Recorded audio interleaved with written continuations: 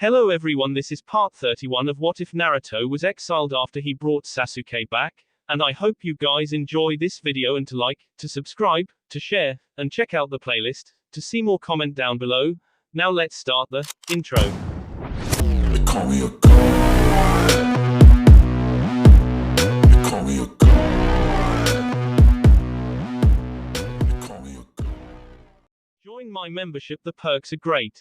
It's in the description. Be sure to like and subscribe, it gives me more motivation. Enjoy. Well, Kushina asked. Tsunade looked into the dojo where the boys were with their friends. Tsunade laughed. You're asking me what to do. It's not funny, Kushina said, crossing her arms. Naruto assaulted Sasuke in front of witnesses who said the little snot grabbed Hinata after she refused to speak with him about refusing the marriage proposal. Tsunade finished. I heard you the first time, the slug Sanin said. Before Kushina could respond, the gaggle of children rushed out the door laughing. The last ones were her own two, with calls of, "Bye mom." Tsunade looked at her. Park, Kushina said. Who's watching them? Obito and Itachi are meeting with their family to try and smooth things out with Fugaku. Better off King the bastard, Tsunade muttered. Hisashi is meeting me there, you're welcome to come along, Kushina offered. Why not? I get to see my godson and at the same time talk with you and hope you can help me with the council. With what? Kushina asked as they followed the gaggle of children. Getting mednins assigned to teams. I tried during the war, but, Tsunade sighed. I'll talk with the others. It's always been a good idea. Minato was laying the groundwork for it while he was in office, but Hiruzen is overworked, understaffed and fighting with Danzo and the civilians constantly as they keep trying to slip in new laws that would prohibit freedom for the boys, some calling for the outright execution of my sons. Idiots, Tsunade said. They reached the park. Hisashi was there with Neji. I figured you were here when I saw that thundering herd, he said, gesturing to where the group of her sons, Hinata, Shikamaru, Kiba and Choji were. She saw a flash of pink indicating Sakura was here. Who's that? Tsunade asked, seeing her godson playing with the pink-haired girl by giving her pushes on the swing. Sakura Haruno, Kushina said. She's Mika's friend, as long as her father isn't around. Hisashi explained and told the Sanin how things went every time the girl's father would come to the park. That's ridiculous. Yet your godson goes out of his way to help her and be her friend, Kushina said. They watched the children play for a while. Lady Namika's. Kushina turned, seeing an Anbu standing there. Yes. The Hokage requests your presence. Kushina sighed. I'll be there. He said it was of some importance. The strange Anbu said. Go ahead, Kushina. I'll get the boys home when they're done playing, Tsunade offered. Are you sure? Go. See what the old monkey wants, Tsunade said of her sensei. I'll be right there, she told the Anbu, who vanished with a leaf shushin. Kushina went over to the playing children. Naruto, Mika, she called. Both turned and ran up to her. I need to go see the Hokage. At the disappointed faces she continued. Tsunade is here, and she'll escort you home and stay with you until Rin and Shizune finish up at the hospital. Both boys brightened and hugged their mother. Behave, she said, kissing the tops of their heads and leaving for the tower. XX, Hokage Tower. The knock at the door had Hiruzen sigh and slip his book away in the desk drawer, which he closed. Enter. Kushina stepped in and closed the door behind her. Hey old man. Kushina, come in, the third Hokage said, smiling at seeing his success's wife. Have a seat, he said. Once she was, tea. Something to eat? No thanks. What's up? Kushina asked. Hiruzen looked at her. What do you mean? You summoned me here. I was in the park with the boys. Kushina, I didn't send for you, the Hokage said. You didn't send an Anbu for me. Then, her eyes widened and she tore out of the office.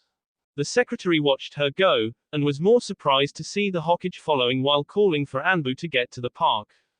Weird, she muttered and went back to filing her nails. XX. Kushina got to the park, skidding to a stop at seeing the once quiet park looking like a battlefield.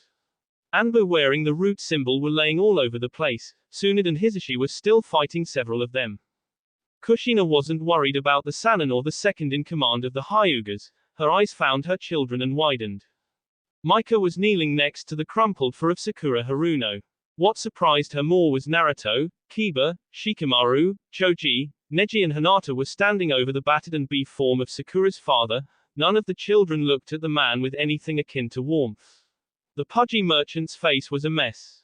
Kushina rushed to her children while Sorobi, several steps behind with his summoned Anbu, went to the aid of Tsunade and Hisashi, ordering his loyal troops to secure the route members and civilians. Mom! Micah yelled, seeing his mother approaching, his eyes overrun with tears. Help her! Kushina kneeled and ran the basic diagnostic jutsu she learned. What happened? She asked. Micah's eyes were on Sakura. Kushina noted the girl had a couple of bruises and was bleeding from a wound on her forehead. Micah. Her son's golden eyes leapt up to meet her eyes. What happened? We were playing after you left. We'd all started up a game of ninja tag. Her son explained. We didn't see Sakura's father, and Sakura had just tackled me and tagged me when he came up and he hit her. Kushina turned to see Naruto standing there. Her other son's eyes were blazing, and Kushina knew at that moment, without being told, that her sons had attacked the man. He hit her so hard. Micah continued. She landed several feet away. She tried to get up, but he hit her again, and then while she was on her knees he kicked her in the head. It was so fast. Naruto said. Kushina saw Hinata next to him take his hand. We attacked him, Mom. Naruto said, his voice low, ashamed. I know you said never attack a civilian, to let an adult handle it, but those masked nin came and demanded we go with them for trial. Micah said, his eyes landed on the broken form of a root ninja. Tsunade and Hisashi-san tried to stop, but they attacked them, there were so many. Kushina nodded. She winced at what the diagnostic revealed. Damn. What? Both boys and Hinata asked. Kushina had vowed never to lie to her children, and there were times she hated making that vow. This isn't the first time he's hit her, it seems. Blue, gold and lavender eyes widened as they landed on the form of the unconscious pink-haired girl. I don't know enough medical jutsus, we'll need your godmother, she was saying to Micah, and watched as the boy rushed across the park that had become a battlefield towards his godmother, who just punted a root Anbu into the stratosphere. You two, take these and bind Mr. Haruno. She offered Naruto some zip ties. The boy smirked and went to do as his mother told him. Kushina looked at the girl her red-haired son had befriended. I can't tell them about the seals. I need Jiraiya here to remove them. She thought. I don't know what they do, but they give off a very bad vibe. Kushina. Tsunade, we have a girl here with multiple fractures from past beatings. Also, she looked and saw Micah was with Hisashi, who was leaving the rest of the fight and clean up to loyal Anbu. She's got several seals on her that set off the diagnostic jutsu you taught me. We need Jiraiya to see her. I haven't told the boys that part. Tsunade nodded as Micah rejoined them. Tsunade summoned the green chakra and began to perform healing the girl's forehead wound. I'll need to get her back to your place. Kushina nodded. Micah watched his godmother intently. She'll be alright, Micah-kun. She reassured him. Will you? He began. Will you teach me to do that? He asked. Tsunade looked at the golden eyes and smiled. Of course. Micah nodded and his gaze went back to the face of his friend, assured his godmother would make it all better. XX. Sarutobi looked across the park.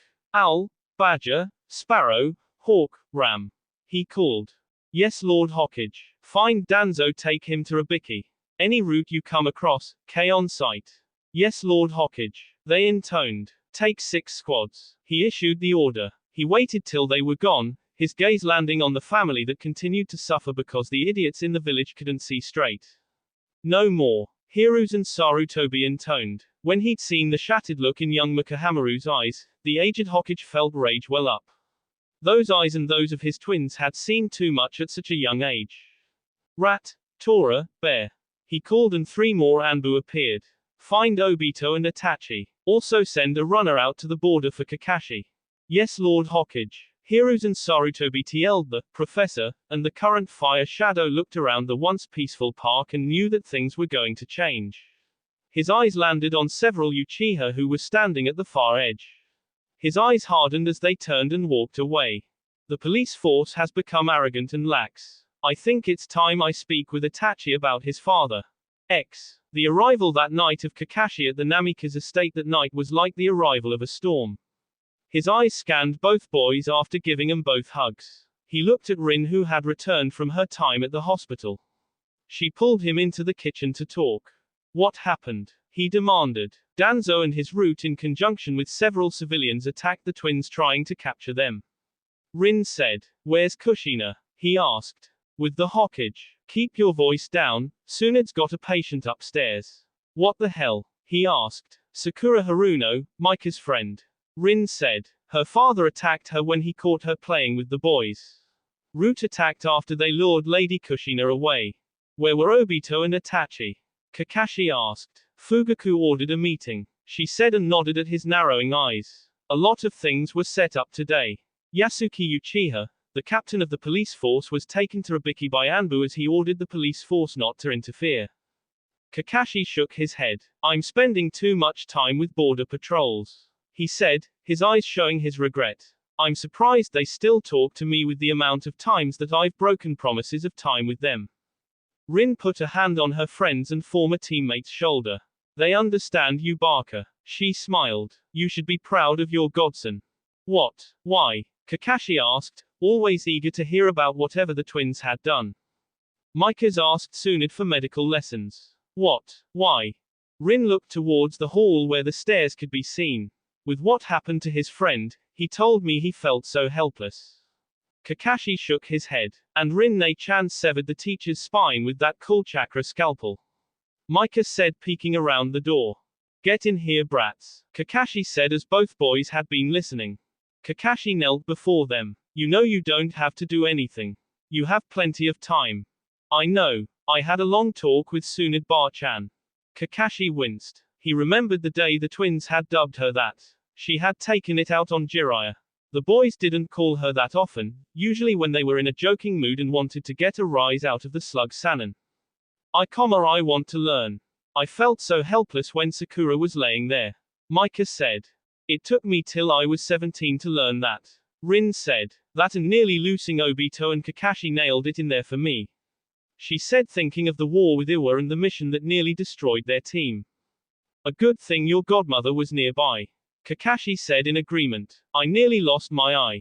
And Obito Barker had to spend weeks in the hospital while she had to rebuild his lungs and ribs. Rin said. And what of you, Naruto? You going to be a medic too? Kakashi asked the blonde.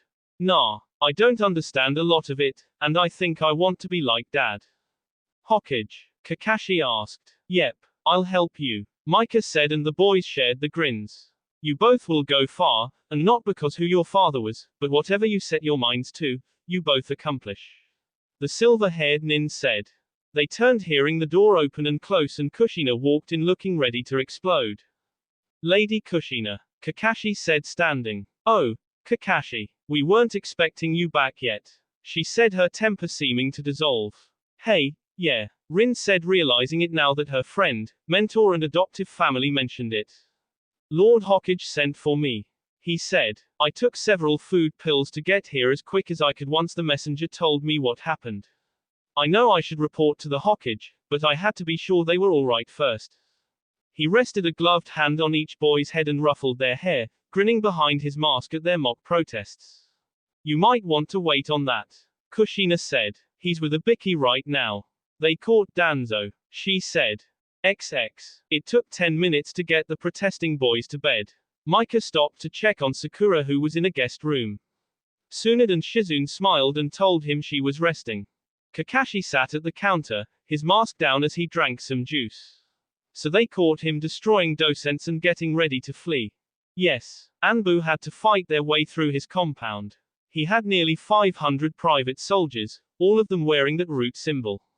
Kushina said with disgust.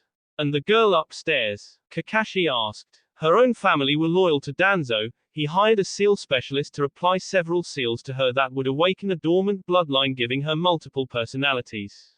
The goal was to turn her into a spy. Kushina shook her head at what parents would do to their own children. So what will happen to her? Rin asked. The Hokage has sent for Jiraiya. He'll come and remove the seals, and he along with Inoki will see if there is any mental damage. After that, the Yamanakas have agreed to take her in as an adoptive daughter. Kakashi chuckled. Which is a good thing, as we wouldn't want poor Micah to moon over his adopted sister. Kushina threw a cracker at him. Rin had no problems as she smacked him in the back of the head. Think before you speak, Barker. Barker. Since when am I dubbed that? That's Obito's nickname, Kakashi said. Then think before you speak and I won't place you with him. Rin fired back. What else? Kakashi asked. Right now, martial law is being enforced, Kushina said, while Anbu is rounding up the people on the list they've gotten from Danzo. He broke that quickly, Kakashi asked. Ibiki wasn't in a good mood. Seems he was going to go on a date when this all went down. The young woman is leaving Konoha in the morning as she's a merchant. Kakashi winced. And his Nuki time got ruined. I really don't want to know what he was doing to Danzo. Kushina smirked. Well, when I left the old fart had already soiled himself and was giving up names of everyone in his employ and all his spies. Tomorrow the Hokage is going to be rehiring new people for the tower. Kakashi yawned loudly. Get to bed, you big goof. You can report in the morning, Kushina said. Kakashi Hatake blinked his eyes and nodded, realizing he pushed himself and now was paying for it. Besides, you know those two will get you up so they can get you to teach them more of those little tricks of yours. Kakashi winced and knew that was a talk he wished he had Obito's excuses for. XX. Micah stood at the foot of the bed quietly watching his godmother check Sakura's vitals. She'll be fine once Jiraiya removes some seals, she told him. Downstairs they could hear Naruto rockhousing with Kakashi and Obito, who'd arrived for breakfast. Why? Micah asked. What was that? Tsunade asked. Why would her own parents do this to her? He asked. I don't know, Tsunade said. Parents are supposed to love and protect their children. Micah looked at his godmother. Teach me to heal. Tsunade handed the first book to him. You will study every book and scroll I give you. You will learn the jutsu I teach you, and you won't experiment without myself or Shizune there. Until I say otherwise, you won't use any jutsu until I've told you you've learned it to my satisfaction. Mikahamaru looked at his godmother over the body of his friend and nodded. I won't fail. Tsunade saw the look in his eyes. She'd seen the same look in Minato's eyes before he'd gone to fight the Kyuubi. XX. Hinata looked at her father and mother. May I go to see Naruto-kun? She asked. Since yesterday, ever since her uncle had brought her home, she'd worried about the blonde-haired boy that was her first and best friend. Hinata, Hiashi began. Take Neji with you, her mother said. Hinata kissed her mother's cheek before rushing off to find her cousin. Why did you allow her to go out with things as they are? Hiashi asked his wife. Because she is worried about her friend. I watched her during her morning lessons. She can't focus until she's seen him. Hiashi looked at his wife. What are you planning? Nothing bad, dear. Just encouraging our daughter to follow her heart, Hitomi said with a smile. You've already planned her marriage, haven't you? Hiashi asked with a resigned sigh. You disapprove? She asked, raising an eyebrow, her tone indicating he better be careful with his answer. Not at all, my love. But they are young. Hiashi backpedaled. Hitomi smiled. And yet, if you watch them together, you'd swear they were a married couple. What? No, there isn't anything beyond hugs and occasional kiss on the forehead or cheek, Hitomi said calmly. But if you watch them, really watch them, both are hyper aware of the other. You ever notice that when we have dinner here or with the Namikazes, they never say a word, but know what the other wants? In the team spars you, Hisashi and Obito set up, you ever notice when they're teamed up they have flawless defense? Hiashi searched his memories and found what she said to be true. If those seals would have corrupted you, and I would have as the elders planned, Hinata wouldn't have thought twice about leaving the Hyugas for Naruto, and he'd protect her with everything at his disposal. Hitomi smirked, and considering the godparents, that's a lot of firepower. Hiashi was glad to be free of the seals. He had sobbed at his wife's knees for how he treated her. Very well. When they are of age, he may court her. Hitomi laughed. Sweet Hiashi. They're courting now. When they're of age, I have a feeling that our sweet little Hinata will be engaged. Hiashi had a sinking feeling she was right, but he wouldn't deny his daughters their happiness. Thank Kami that Hanabi is too young for boys. Hitomi laughed at her husband. XX. Hiruz and Sarutobi looked at the list that Ibiki provided. That's all of them. Yes, Lord Hokage. The sleeper agents are separated and we await Jiraiya and Inoki Yamanaka to remove the seals and check how much mental damage there is. The Hokage nodded. He knew Jiraiya was at the Namikaze compound first. He looked at Itachi, who had arrived this morning looking grave. Ibiki took a relaxed stance and both listened as Itachi filed his report. Damn Fugaku, the Hokage said as Itachi reported what his father was planning. The whole clan agrees with him. All save Obito and myself. Sasuke killed our mother to prove himself to our father. And you escaped? Ibiki asked. No. Obito and I left during the rest of the meeting. I think my father will send someone to kill me or lead me into a trap. The Hokage sighed. This is not good. Lord Hokage, I have a suggestion. Itachi said and told him his plan. The Hokage became grim as Itachi finished his plan. You won't be able to stay in Konoha after this. I know. I ask that you make sure Obito is occupied and won't be there while I do this. Itachi said. The aged Hokage sighed. Very well. He wrote something out and handed the scroll to Itachi. Your orders, and pardon. Itachi sealed the scroll away. Goodbye, Lord Hokage. Itachi said with a bow. Ibiki watched Itachi leave. Is this the only way? Unless you want open civil war. The Hokage said. They both remained quiet as Itachi went to do the one thing that would rock Konoha to its very foundations. He was going to kill his clan and raise the Uchiha compound and district to the ground. Uchiha district. Midnight came and at 1 minute after the Uchiha police station exploded, killing the 200 Uchiha in there. Itachi Uchiha moved through the walled-off private district like an angel of death, none were spared. His Sharingan had evolved with the death of his childhood friend when he'd met him after leaving the Hokage's office. They'd talked by the lake and Shisui Uchiha attempted to him in the back. Itachi saw the reflection in the water and spun around, grabbing the dagger and in a fluid motion rammed it into Shisui's stomach. He felt his Sharingan change and realized what had happened. He'd unlocked the ultimate form, the Mangekyo. With the death of his childhood friend, his resolve was cemented on what he had to do. As Obito was sent on a mission out of Konoha by the Hokage, Itachi began what would be etched in history as the Uchiha M. The seals on the walls keeping the sound in and anyone without Uchiha blood out. By 12:30 he reached the main house. The few that had retreated were here as a last defense. Why are you doing this? One of his uncles demanded. Why have you locked down the district? Justice. Itachi said. You are all traitors to Konoha and by order of the Sandaime Hokage I carry out the sentence of death. Itachi said, his swords oozing blood of his kin. Why did you betray us, Itachi? You had the potential to be the greatest. His uncle tried again. If being great means betraying the village, attacking innocent boys that are heroes of the entire village. Itachi moved before any of them could speak, his katana and short sword blurs, and 6B hit the ground, their eyes wide in shock of being killed by one of their own clan.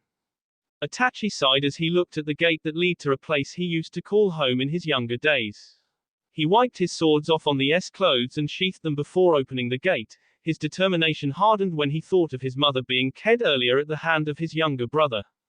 I'm sorry, Sasuke, you can't live, not after this. Itachi thought, begging for forgiveness as he moved towards the house, where his father and brother waited. Invisible to all mortals, Kami allowed tears to flow freely as she watched the Shinigami claiming the souls of the Uchiha. This is one thing that must be, no matter how many times and ways I look at it. She said sadly as her eyes recorded the death of Fugaku Uchiha and the death of Sasuke Uchiha, neither able to stand up to the Mangekyo Sharingan that Itachi possessed. She watched as Itachi howled his pain and anguish to the sky, his eyes weeping tears of blood as he blew out the back wall of the Uchiha home with the black fire and left Konoha. Life changed a bit with the Uchiha M. Obito, the last Uchiha, refused to believe the call for his cousin's head and said that should Itachi return, he would question him as the Uchiha M was a clan affair and had nothing to do with the council. Naruto and Mikahamaru wept at the thought of Itachi missing. They too refused to believe that he did what the council had announced. Sakura Haruno had changed that day. Jiraiya's removal of the seals had released her and she woke, sobbing about how she mistreated her friend. Micah had been hugged till he turned blue by the pink-haired girl who swore she would be the bestest best friend ever and no matter what anyone said she would stand by Micah and Naruto no matter what. Sakura's home life had altered as well. She was now living at the Yamanakas as both her parents had been indicated in Danzo's plots and schemes. The Haruno clan had been broken that day, 30 adults and 15 teenagers had been sent to Ibiki and later executed. The children had been fostered amongst other families and clans.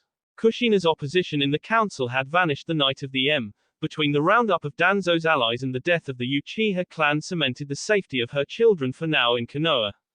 The coming years at the academy would push them in new and interesting ways. 13-year-old Mikahamaru groaned as he dragged himself out of his godmother's classroom. His whole body was sore and he knew that he had passed her latest test. He looked up from the ground seeing Sakura standing there waiting. "You look like hell," she said as she'd waited as Mika had been asked to stay after by Lady Sunad. Mika nodded as dropped his pack and slumped onto the bench. "She's a taskmaster." Sakura laughed. "She treats us girls just as tough. Since the night of the Uchiha the academy has added a med-nin training program." Mika was the only male in the class his godmother taught, and that was after a full day of regular classes as well as training at home. "Naruto and Hinata are going to Ino's birthday party, you coming?" Sakura asked. Mika shrugged. Unlike his brother, whose training was different than his as Naruto was spending a lot of time working with Kakashi and Jiraiya, Mika found his godmother, Rin and Shizune left him with little free time. "Come on. You need to get out a bit more," Sakura said. "Sensei gave us all the night off," the pink-haired teen said. Since the day of her beating, she changed and more playful. When she learned what her parents did to her, she'd broken down and cried, throwing herself at Mika, shocking the redhead. Now they were nearly as inseparable as Naruto and Hinata, which got them teasing from Rin and Obito and some from Sunad when she was in a playful mood.